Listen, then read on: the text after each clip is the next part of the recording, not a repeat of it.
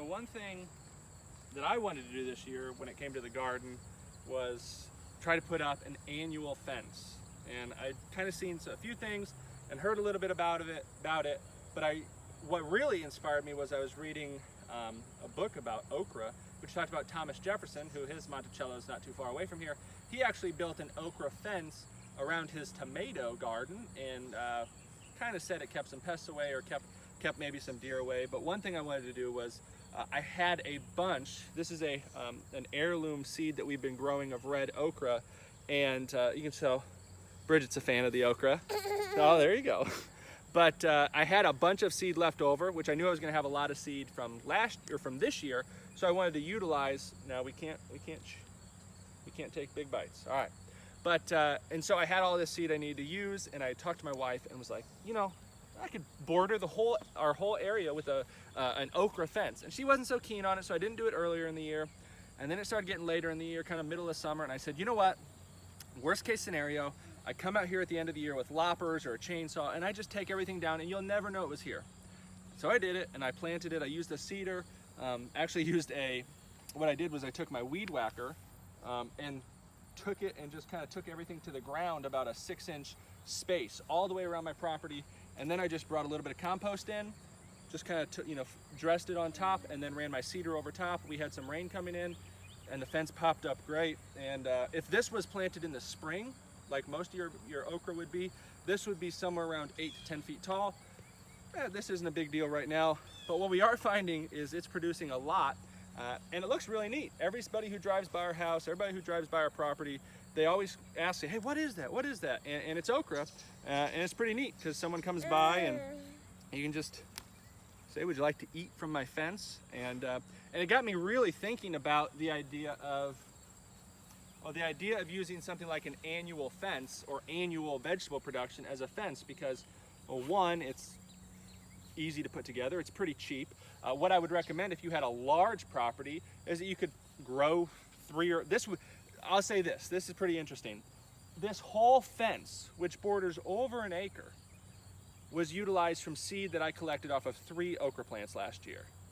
And I used those okra seeds for other things, right? And I didn't use them all, but from 3 okra plants, we've got, I don't know, 5,000 okra plants here. And I did plant it pretty thick. It is planted thick in here, but one thing I have come through and done is just with a little loppers, or you could use a small machete or something, is come through and kind of chopped off some of those side leaves to open it up.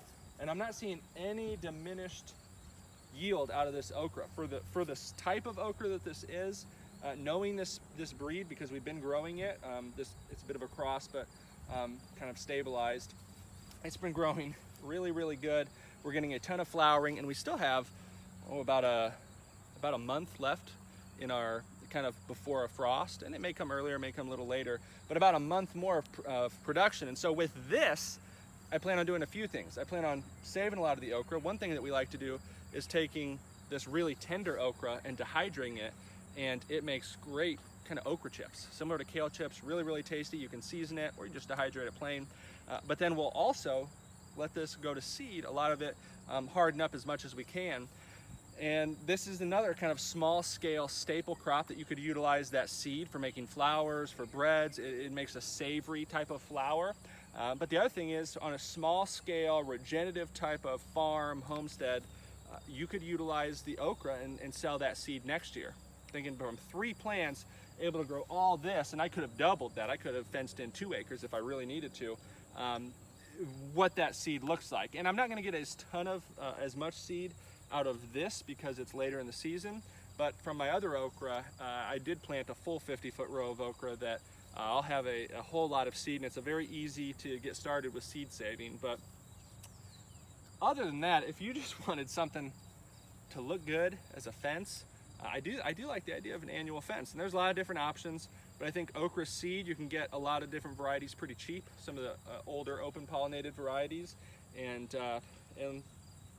best of all, it really is nice to be able to come out to your garden, just walk around your property, and you feel like you have a little bit of a barrier, so that's nice, but just be able to walk out and look in there and pick some okra, and you've got a little bit of a snack. And so Plan on doing it with a few different varieties next year. I think there's a little faster growing, kind of thicker stem varieties, because long term, I think there's some sort of option here. If you had this established early enough and you had it spaced and you wanted to be a little bit more intensive with it, you could space these about every 6 inches, and as they're growing, do a little bit of a weaving. And I think there's a lot of different opportunities here for a really neat annual vegetable fence. And this is just the beginning of it, but we've really enjoyed this okra.